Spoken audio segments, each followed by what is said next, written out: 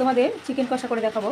তো চিকেনগুলো দেখো নতুনত্ব কেমন, ওই স্কিন নালা চিকেন নিয়ে এসছে। এই যে স্কিন দেখো, এই লেগ পিসটা স্কিন লাগা, এই যে স্কিন লাগা দেখো, এই যে স্কিনওয়ালা চিকেন নিয়ে এসছি মেশিনে কেটে। এই যে স্কিন দেখো, স্কিনটা, এই যে স্কিনগুলো। এই চিকেনটা আজকে কষা করবো, তোমাদের দেখাবো। আর তার সঙ্গে ফ্রাইড রাইসও করবো। ফ্রাইড রাইসটা দেখাচ্ছি না, চিকেনটা এখন রান্না করে দেখাচ্ছি। এর সঙ্গে নিয়ে নিয়েছি মশলা বেটে, আদা জিরে নিয়েছি, রসুন, কাঁচা লঙ্কা, পেঁয়াজ, টমেটো পেস্ট করে নিয়েছি। আর এখানে দেখো আলু ভেজে নিয়ে রেখে দিয়েছি। এবার তেল গরম হয়ে গেছে, এবার তেলে মশলাটা ছেড়ে দেবো আস্তে আস্তে।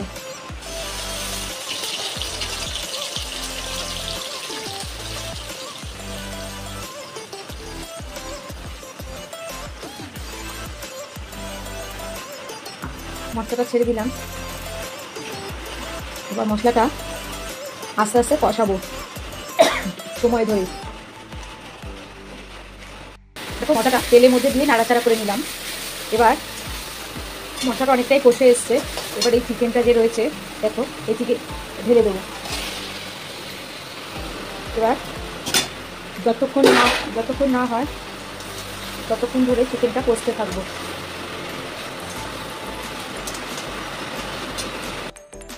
দেখো আজ তোমাদের ঘরোয়াভাবে, একদমই ঘরোয়া একটু ফ্রাইড রাইস করে দেখাবো।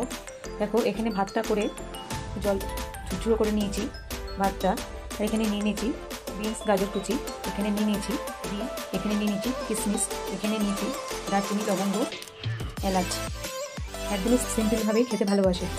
দেখো অল্প সাদা তেল দিয়েছি, কেননা এর মধ্যে ঘি ব্যবহার করব, তাই তেলটা দেখো অল্প দিয়েছি। গরম হয়ে গেছে, দারচিনি, লবঙ্গ, এলাচ দিয়ে দিলাম এর মধ্যে।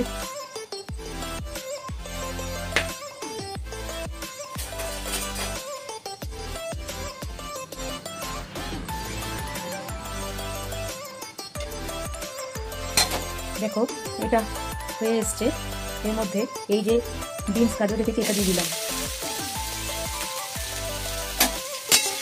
একটু নাড়াচাড়া করবো,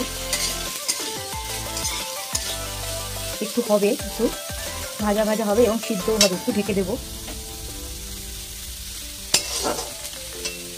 দেখো দিয়ে দিলাম কিশমিশ।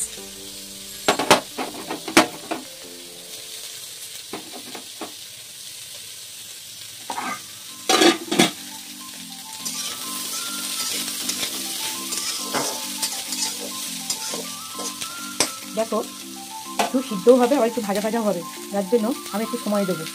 দেখো ফ্রাইড রাইসের যে সবজিটা দেবো সেটা হয়ে এসছে। এবার ভাতটা ঢেলে দেবো। এবার নাড়াচাড়া করব।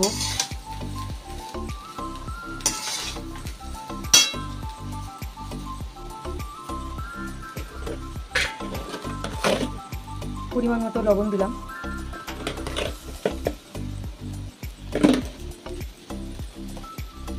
পরিমাণ মতো একটু মিষ্টি দিয়ে দিলাম,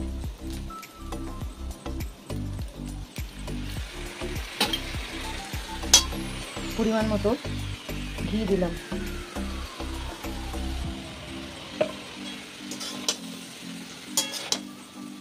দেখো একদমই সিম্পলভাবে করছি, যাতে বাচ্চারা খেতে পারে। যাদের বাড়িতে বাচ্চা আছে, যদি কোনো সময় বায়না করে, ঘরোয়া এইভাবে রান্না করে তাদের দিতে পারো। খেতে খারাপ হয় না, ভালোই হয় বাচ্চাদের পক্ষে, এটাই ঠিক আছে।